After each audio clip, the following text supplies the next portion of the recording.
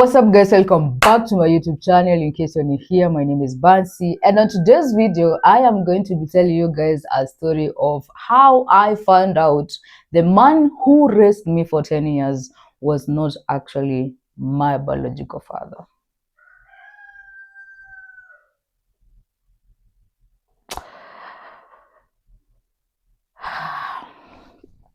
Yeah, this one is gonna be a tough one. Tumeanza kulia na hata hatujaanza video. The memories just keeps coming back and back and back and back. Okay, so before you get on today's video, make sure you like, comment, subscribe, and share. Don't forget to follow me on TikTok and on Instagram. Talk to Bansi. You're gonna see this kid face, you know what to do, baby. For the returning subscribers, thank you so much, and for the new subscribers, welcome to my YouTube channel. Okay. This is how I found out. This is how I find out the man who raised me for 10 years was not actually my biological dad. My whole life, my whole 10 years, I used to think to myself, this guy was my dad. Okay? So, before hata niendelee na hii story, I want to put it out there. I'm not doing this video to hurt anyone. I'm just take it like a healing kid. Mtu anapona ni kama mtu yako hosi, sasa anapona. People, you know, people like they heal different, si ndio? So this is one of my ways to heal. Creating content, making videos. It makes me feel good, you know? And I always wanted to do that since I was a kid. And it's the same thing. The man who raised me, tutamuita aje? Tumpatie jina. Tutamuita Jake. No. Jake. No. I'm gonna call him Dad. Because he really took care of me. Like, good care of me, guys. And I'm telling you, that man took care of me. He did took care of me. Because mimi hata sikuwa najua poverty. What is poverty? I didn't know what was poverty, guys. Oh my God, this is gonna be so crazy. You know, I can't even believe I'm doing this myself. Like, see a mini, I'm doing this. Like, oh my God. Mashallah. Okay, let's get serious. So this happens way back in 1990s. If you grew up in 1990s, 1995 up to 1995 kurudi nyuma, if you were born that time, ulikuwa unajua kuuliza mzazi maswali, it was a curse. Now that was a curse. Like, ungeujaribu tu uliza mzazi swali, hapo ndio mapenzi yenyu imeishia hapo. You don't respect me, you don't do this, nini. So this guy, I'm gonna call him Dad, and then my biological father, I'm going to be calling him Baba ama Daddy. Ukisikia Daddy, unajua ni biological dad. Ukisikia Dad, unajua ni baba. Ni baba mulezi. Shout out to you, man. Like, shout out to you. I don't know where to begin, bro. Like, oh my God, this story is just like bringing all the memories back, all the emotions, all the broken parts. Because believe it or not, that day I found out Dad was not actually my biological father. Something died in me.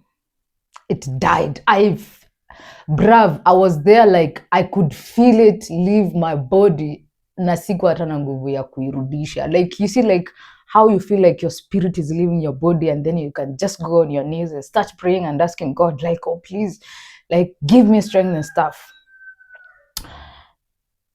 When those news were broke to me, I just stood there, and I remember my spirit was leaving, and I could not believe them. Like, what are you guys talking about? Like, you mean to tell me this is not my dad? Like, this is not my biological father? Like, these are not my siblings, bro? Like, you know? I don't know why I'm crying, but I'm a little bit emotional when I remember about it, because, it was crazy. Yeah. Okay, so let's go back to the story. So, Dad, alikuwa place dad walikuwa naishingi wote na mabro nacheki like kitambo. If you ulizaliwa hiyo time and you are born in the village, you understand what I'm saying. Hata kama you are born in Nairobi ama where you are born, kulikuwaga tu na family members tu hapo kwa hiyo line yenyu ya ploti, maybe anakaanga juu, maybe ako somewhere, it's a walking distance and stuff. Like us who grew up in village, that's how our life was, sindio? So daddy walikuwa naishingi in the same ground na mabro wake na masizi wake wenye hawakuwa wameolewa that time. And now my grandma, my grandpa and my mom, sindio? So Jakes, why am I calling him Jakes? Is dad. So dad gets a job, a very good job. He's an engineer. Man, that's why I'm telling you, me, I didn't know what poverty was until I started taking care of myself, bro. Like, I'm poor, bro. Like, I'm broke. Like, I'm broke and I'm just taking care of myself, bro. Like, come on, bro. Like, yeah. So Jake gets God, why am I calling Jake? Dad. I'm not twende tuna Jake. So Jake gets a very good job, secures a very good job in, I think, in Geo or something. And this guy would just like go and come like end month, after every 2 weeks. So that's what happens. He gets a good job, he buys a land, I guess. And I'm saying, I guess, because I'm not so sure, but I think he bought a land in a different village. Now Jake anatoka kwa wazazi wake, jusi pia ni mtoto, anatoka kwa wazazi wake, ananunua shamba in another village, anaenda anajenga huko. So by the time Jake alikuwa na move out kwa wazazi wake na familia yake, watoto wake wawili, very handsome men right now, very handsome boys back then, I was part of the family. So Jake vile alipiga kamguu akasema, you guys, imekuwa true sana, I love you guys, but you know now I have a big man, I have a family, I am moving out. I was not to be left. You know why? Because these are the only people I know. As a kid, that is the only family you know. Like, I know this is my big brother, I know this is my other big brother, and now I'm the third born. My dude, these guys took care of me, I think even when my mom was pregnant. So I think we created that bond way back before I was even born. So you see here, I have my mom, my dad, my mom. I have 2 moms, I have 1 dad, and then I have my siblings, which I did really struggle with after. Nimejua they're not really my siblings. Like, that thing was so heartbreaking, bro. Like, the way I found out, like, it is even more crazier. So when Jake moves, I move with Jake. What is there to lose? Me, I'm not going to be left here with my mom, my other mom. Now, my mom, okay, it's gonna be confusing, but keep in mind, my biological mom nitakuwa namuita mamangu. And this other woman who raised me with her 3 beautiful children, nitamuita mom. Okay? So, mom na Jakes, they are moving out. Nacho nikifanya nini? You guys, I've been part of you since I was, I think, in my mom's belly. So, munataka kuniacha hapa na jua wazazi wengine wagani. So, they had to call a quick meeting and nini. And I think they made a decision as well, like, okay, she's just a kid, just, you know, and then and I left with Jake to the new village. Now, our new village was like, ni kama utoke Dandora, uende ukashi Kilimani. So where we moved, ilikuwa Kilimani. Tumetoka Ndando, tumeenda Kilimani. I'm telling you, all this time, I'm saying tumetoka Ndando, tumeenda Kilimani, because sasa si yangu the very first people to like build big houses and stuff, like vitu kama hizo sasa ni hall, bro. Like sasa tumetoka kwa matope, tumeenda sasa kwa nyumba ya si mansion, but like ni mansion tu amekiekelea hapo. Now Jake, I don't know if it is a weakness or a strength, but it's a good thing. Jake has a very, very kind heart. Now remember, we moved in as a family of 5, if I can recall. Okay, I don't have like a lot of memories when I was a kid, so I'm telling you guys, I'm giving you as much as I can remember. So we moved there, we have a house help. Bro, We are living the life. We have a TV. What are you talking about? Si ni wa less bro. Sisi tunaendanga shopping. Sasa Elsie Waikiki hiyo time na hizi Zara za hizo time zetu zilikuwa in the vintages, like our parent could wear vintage zenye muna recycle sahi. That was our parent used to wear actually, like my mom, she was, you know, fashion. Alikuwa na taste. So we were those kids, we were not suffering. Like I can't remember kama nishaenda shule bila viatu. I don't remember that, but sahi natembea na Crocs. What a twist. Ai! Sahi natembea na Crocs. Crocs inaenda mpaka na suit, my friend. So we moved there. I'm telling you, Jake is a very kind person. So what Jake does, so we have moved to a new village. The new village now ndio ina grow. So in the village, unajua kuna watu wanakuanga maskini,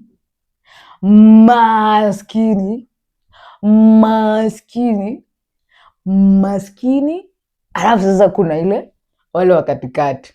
So in this village kulikuwa na maskini, like these guys, they could not even afford like 3 meals in a day, and they could just like eat githeri from Monday to Monday, bro. I'm telling you for sure, and I'm not kidding. So Jake, as the kind guy he is the type of person alikuwa ana value education sana. Jake alikuwa ana value education, so you could just like move around, and then ile familia, the family yenye imewezwa, like now the maskini, those who could not afford, like we are in the village, tunalima shamba, tuko na food kwa shamba, but these guys could not afford it. So alikuwa anaenda na pick the firstborn. Akipick firstborn, huyo sasa ndiye ana nature. So alienda akiokota. Family of 5, it turned to be family of I think family of 13 people, if I'm not wrong. So si bado life imejipa, si like sisi ni mwamori, unacheki. Alafu unacheki mama alikuwa anatubembeleza. Like our mom could not beat us, our mom could not like trash talk us. Like alikuwa tu, you see, like that loving and caring mom, like all the time, ataficha white, you know, she gonna do like whatever you guys want. Like if you want to go and eat in Chicken Inn, she will make sure we eat that. Like guys, I'm telling you, we are living the life. Aya, maisha imesonga, si tunaenda tukiongezeka. Then something happens in another village, which I'm not going to say the name. Something happens in another village, and Jake had to go there and to sit. Any Jake nule mse akiitwa mahali, he is the one who brings peace at home. He is the guy who like makes sure this and that is working. He's an engineer, man. Like shout out to you, man. Like Jake is that type of person, up to date, bruv. I'm telling you, I swear that man has never changed. Like he never sees the reason why someone should not get education.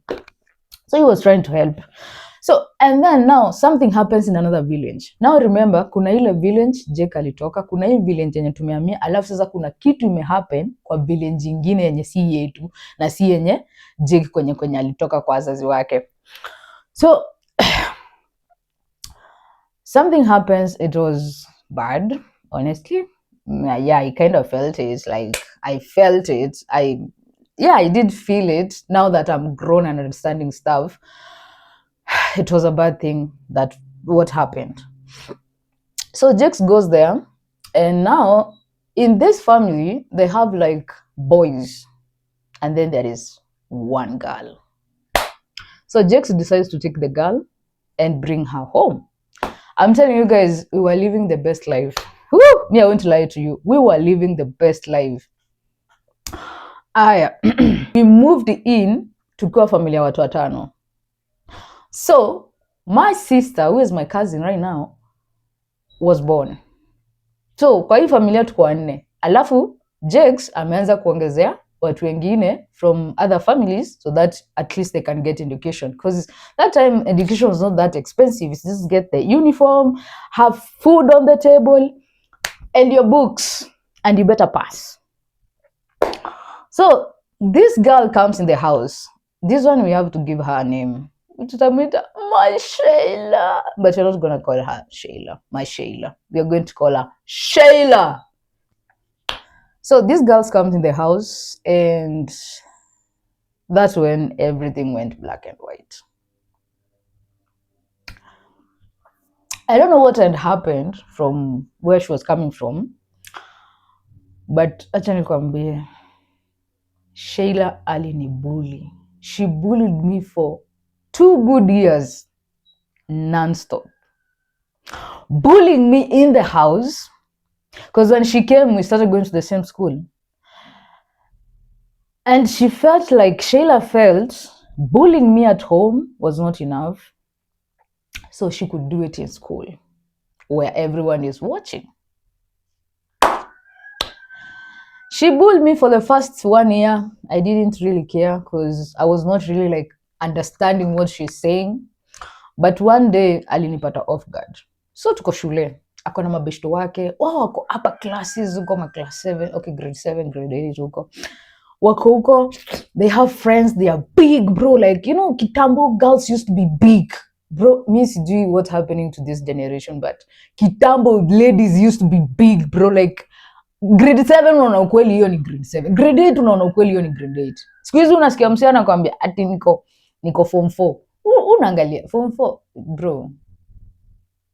Anyway, so these girls comes in the house, and everything turned to be a nightmare. I used to be a very happy, vibrant kid. Like, I'm that kid, like, you know, I will always find something entertaining.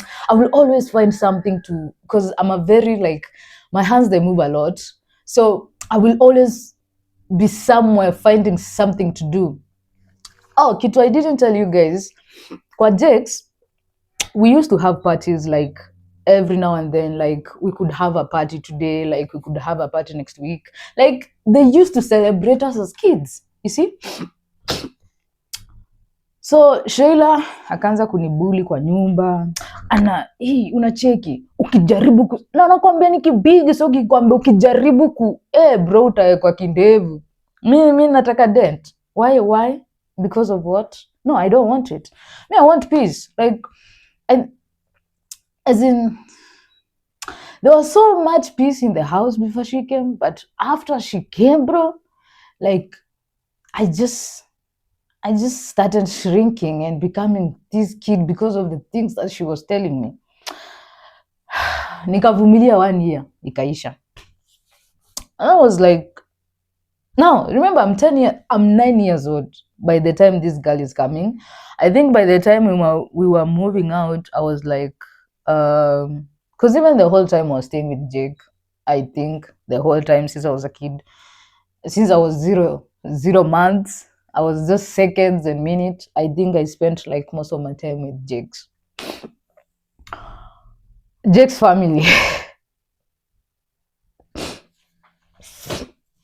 Okay, at the end of 9, she started bullying me. She bullied me. Manze alikuwa ananiambia mavitu mpaka nashtuka.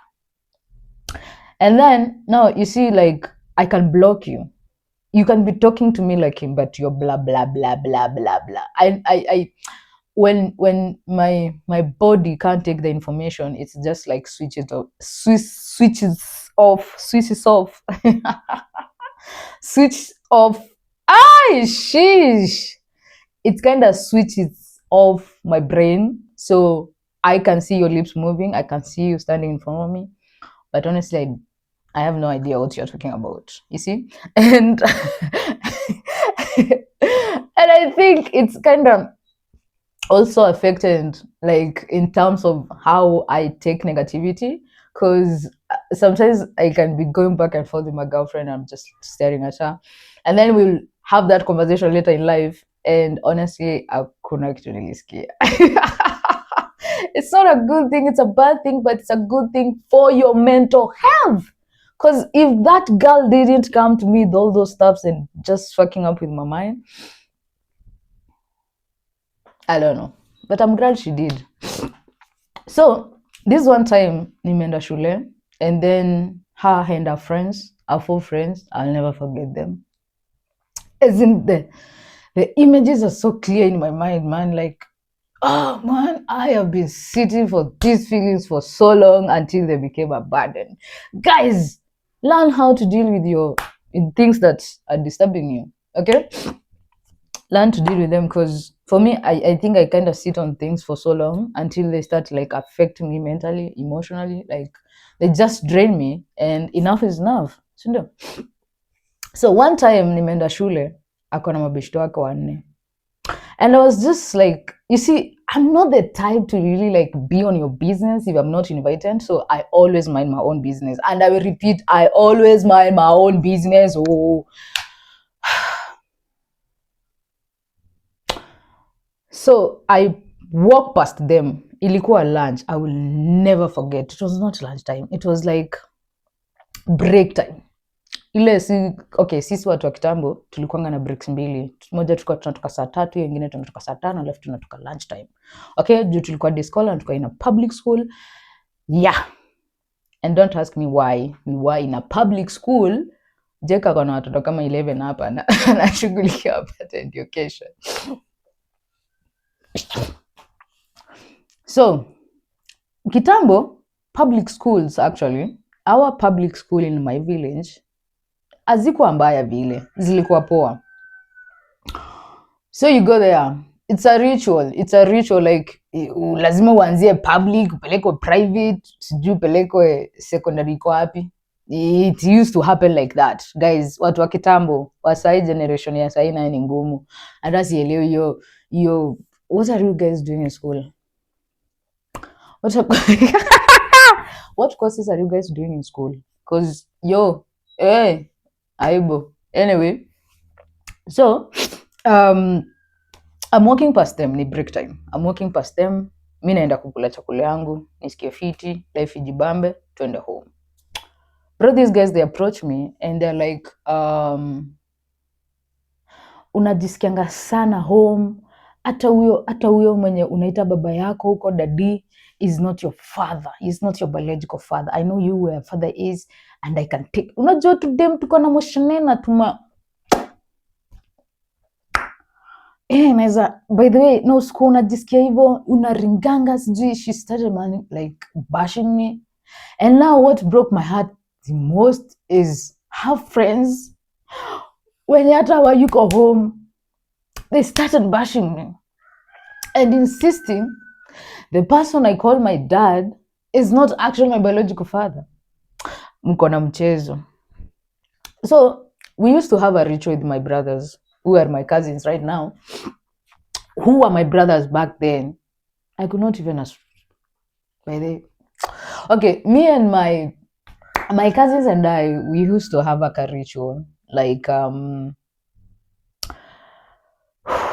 every lunch break, we could learn a new skill. That was in us. Like every lunch break, because we used to be given, I think, 45 minutes, or was it 30 minutes? School and home was not far. Kwenye nani alihamia, kwenye Jex alihamia na shule, ilikuwa tu ni kuvuka tu barabara, unaingia shule. So every lunch time, my cousins and I, we would learn a new skill. Like either tuna ride bike, like we were that close, united. Kama ni kwenda home tuangalie sungura, kama ni kupitia tulikuwa tuende tuangalie sijui nini tunataka kununua. Like that used to be us. And then we could go back again to school mpaka 3 o'clock. So this one time, I did not even wait for them. Hiyo siku walinibash, oh, that is not your dad, that is not your father sijui is poor, sijui your father lives where, sijui your father is drunkard, sijui your father is what. They told me a lot of shit. They told me a lot of stuff. Kuna kitu nilisikia kwa hiyo class. Coincidentally, Jex alikuwa amekuja home hiyo weekend. Alikuwa amekuja home hiyo weekend. I think alikuwa on a leave or something, because alikuwa amekaa home for like almost a month. So after hizi vitu zote, na unajua hizi vitu zote Sheila amekuwa akiziimbanga daily. Like amekuwa akiniambianga tunaweza tu kuwa shule, yeye na mabeshto wake wasikia wameboeka. Nani wanaenda kutolea hizo kuboeka kwao? Si ni mimi, si ndio? And now I could not I never told anyone what was happening. Actually, I came to talk about it when I was this old. I never told any of my family members what was going on. I never told Jake, I never told mom, and I never told mamangu like what was really going on. I just kept it all to myself. And juu sasa ilikuwa imeanza kukua too much now. She's not even hiding it. She's doing it in public, bro. Like, this is cool, man. Come on, bro. Like, what do you think people, you know, like, you're a kid. Hata ujui unafikiria nini, ujui unataka nini kwa life. Uko tu, like, you're just living. So I remember that day. Uzuri wacheni wambie, God akialign stars zako atazialign. You know why? Because hiyo siku daddy alikuwa home, Jakes alikuwa home, and then mom pia, she did not go to work that day. She was at home cooking for the husband who was Jake, and I think tulikuwa na wafanyikazi or something. I didn't say, guys. I told you guys I didn't know what poverty was, but I knew kufanya kazi ni nini. When the day is at home, we used to wake up at 7 o'clock na yeye. Kwanza kama ni weekend, amuka tafuta kitu ya kufanya. If people are going to the shamba, munaenda nyinyi wote. Tulikuwa tumetengenezwa tule tunatushana hivi. You know, the two small umas because we were kids. And looking back, Jake is a nice guy. He's an amazing guy. So, sorry guys. So this particular day, wakakuja wakanibuli nini. And then to me, I just left. Like, I was like, cool, but now I was breathing fire. Like, now let's get this thing on the table and discuss about it, and you cannot tell me because Wezi, you cannot tell me Daru manze, nimekula kucha. By the way, I used to eat my nails. Nimekula kucha na shindwa belly ta ring sangapi. Bruv, I'm telling you, belly nisikia hata huyo ticha alishtuka. Belly nisikia you used to have like those bells zenye ukiingia kwa nini kwa monk. Hizo stuff kama you follow like Indian culture. You guys, you know, ile belly nisikia ku. Hata Ruto hajaipelekwa mbia hivyo. Nilitoka teke. Hata I did not even wait for my cousins. Okay, in this story, they're gonna be my brothers. So I did not even wait for my brothers. Bro, nilitoka mbio. Unachiki hapo kwetu shule kuna mali lazima uweke gear number 1 ama gear number 2 ndio uweze kupanda kamulima kengine kana kuanga hapo. Hiyo mlima hata sikuisikia kitu, bravo. Mimi hiyo teke nikaingia kwa nyumba. So now I'm angry. Like, now I'm breathing fire, bro. Like, this thing has been going on for 2 years. Back and forth for 2 years. Now, let's put the proposal on the table. And you cannot tell me. Because we have to talk about it. I go home. I'm rushing. Manze nikaenda kama nimeingia. Mama anashindwa form. Nini? Akaniuliza nini? I remember the only thing I asked my mom. Nilimuuliza, dadi yako? Akaniambia kuko kwa nyumba. So, vile hiyo mtaa ilikuwa imejengwa, Jakes na the wife, daddy na mom walikuwa wanalala huko, sisi watoi tulikuwa tunalala na huko. Okay, so kitu ikiweza happen nje ama mtu tu apite, dad na mom watakuwa the first people kusikia. Sisi watoto na huku tumefichwa, nyumba imetolewa na huko, sisi tuko na huko. So we can't hear anything cause lakini dad vile walikuwa wamejenga hiyo hao, Jusai pia they did the whole thing again, like it's a whole thing again, man. Like, shout out to that guy, God bless you. So daddy na mom, they would be the very first people to kusikia. Kama unapita, kama unaiba kuku, kama unaenda kupiga ng'ombe, mom na dad ndio watakuwa kwanza kukusikia. So kumbe daddy alisikia commotion nje. So mimi niko like, daddy yako wapi? Mom, nakuuliza tu swali ya mwisho. Daddy yako? Akaniambia daddy yako kwa nyumba. Nikamwambia sawa. Akaniuliza kwani shida ni nini? Nikamwambia, mom, please, please, usiniongeleshe sahi. Me, I just want to talk to daddy. And daddy was kind of free person to talk to. Like, I can talk to him about anything and everything. Even though, like, girl stuff, I can talk to him. Like, I'm not gonna feel ashamed compared to other people. So namuuliza dadi yako, anaambia dadi yako kwa nyumba. Maze, unajua tulikuwa na 2 doors, ilikuwa double. Unajua that time ushago kulikuwa na lot of wizi. Wizi walikuwa wezi ni wengi. Ushago wezi wa kuku. Ni wengi sana. So we used to have like double doors. Ya nje ilikuwa ya chuma, ya ndani ilikuwa ya mbao. Bam bam.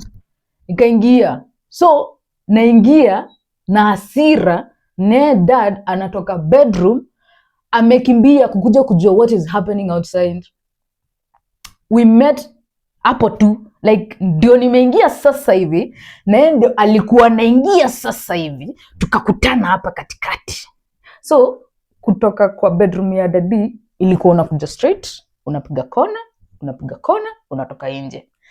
Mimi kutoka nje naingia sasa, ndio naingia sasa hivi, ndio sasa nishaingia, nakuja nimepiga ile kona ya mlango, sasa nakuja ndio nipige hii kona niende nikute daddy bedroom, because we used to go to their bedroom anyway. Niende nikute daddy bedroom. I will just do it. I'll just say it how I said it that day. So tushaingia, tushapatana, si ndio? Tuko hapa. Mom ako nyuma anataka kujua kwani what is really going on, because they have never seen me angry like that. Nienda nikamuuliza ni aje, hata sikumsalimia anyway. I'm just kidding. Nilienda tu tukaangaliana, nikamuuliza atiwe si babangu.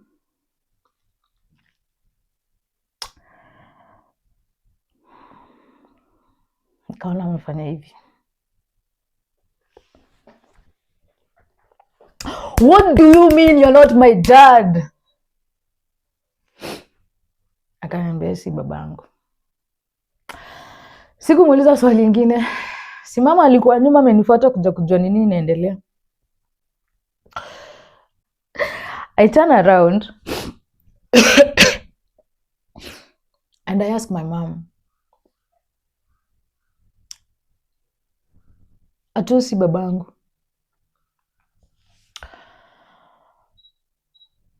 And mom said, yes, he's not your father, he's your uncle.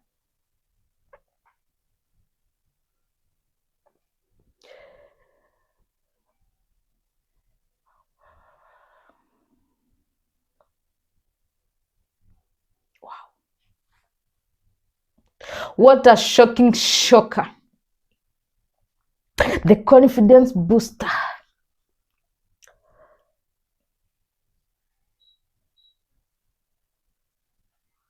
I'm telling you guys, something died in me that day.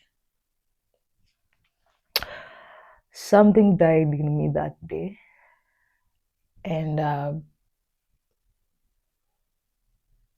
my life was never the same again.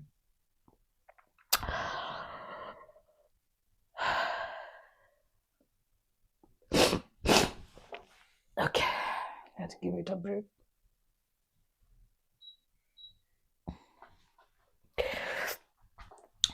My life changed. I was crushed. I felt betrayed. Mind you, dad was a good person. Dad is still a good person. Even mom. They're good people. I hated them.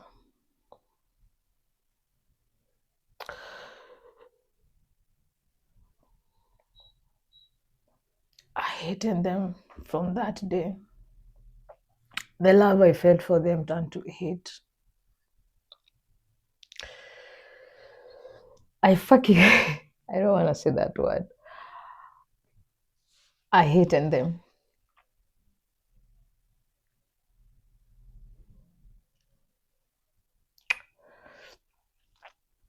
I did not ask questions. I did not ask questions like, why? Why are you doing this to me? Nah, I didn't ask those questions.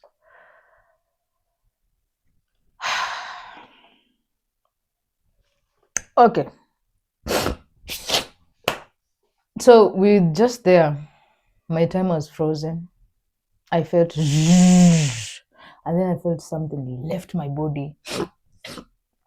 It's just left. And I was feeling so bad. I don't know what, like, I don't know if I was supposed to feel bad. I don't know. I was just a kid, bro. Like, I just arrived, man. Like, I'm 10 years old. What do you expect a 10 years old to do? But remember, I'm the type of guy who picks information very quickly. Like, I'm so fast in reading a room.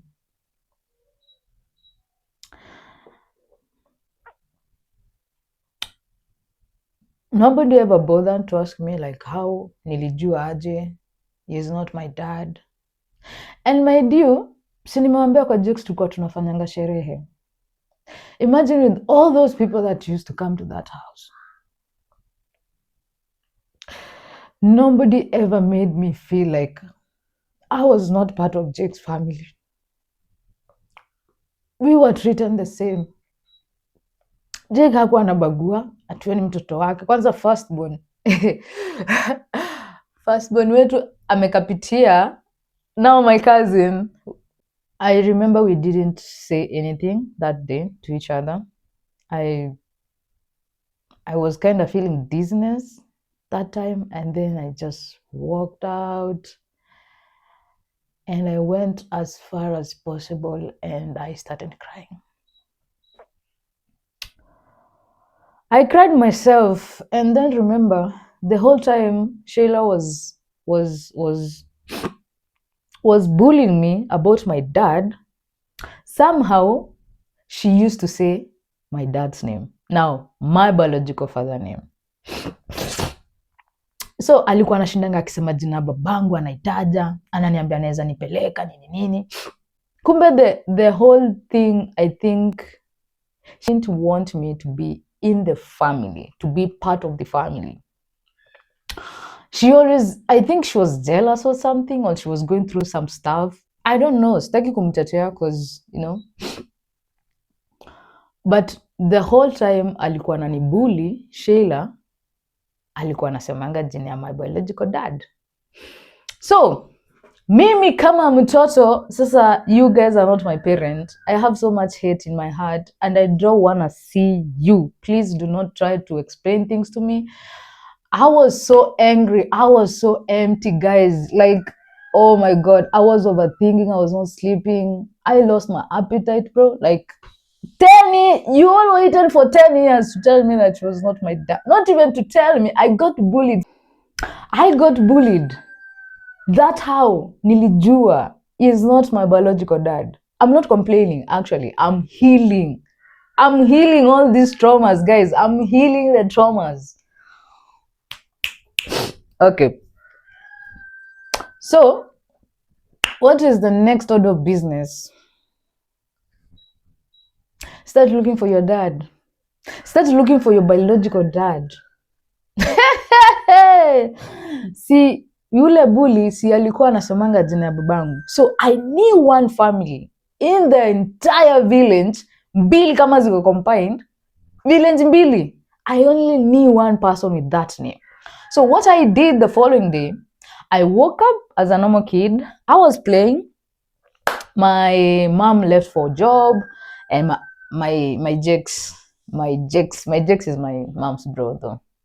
He's called Jason. Not only remember Jex, but I kind of felt like he's gonna fit in the character, because if he was in today's world, am I in today's generation, this guy could be like. Alafu unajua pia ni photographer, so hapa na matiktokers ni anguka nayo anguka bakibeja ndani ya S class G kitu kama hiyo. So the next day was on of business. So I woke up as a normal kid, as usual, the way we used to wake up, take breakfast with the rest of the family. Mom and dad leaves, and then we are left with the house help. So what do? Kuna kitu house help anaweza niambia kweli? Haizi niambia. Juu sahi hadi niko na hasira. Sasa hata hakuna mtu anaweza nisikizia. So I leave my own village, I go to another village, and I go to this one specific home, and I looked that shosho in the eyes. Nikamuuliza kuna mtu anaitwa so and so? Akaniambia okay, ni babangu ama si babangu? You guys, you know in the village how the news traveled, okay? Hata dakika 2 hazikuisha. Nakumbuka hiyo siku mam alikuja mapema kama jam. Manze nimeenda nikiulizia mtaani, unaweza kuwa unajua msee anaitwa so and so, unaweza kuwa unajua msee anaitwa so and so. So kumbe hii information yote mimi niko in the village doing my research. Kumbe kuna mtu alipiga simu wakamwambia mtoto wenu anatafuta babake. Bro, nakwambia auntie alikamingi home, akaniangalia, akaniambia sisi ndio wazazi wako, na nikusikie tena ukitafuta huyo baba yako ndio utanijua. Na mimi nikampiga ile ya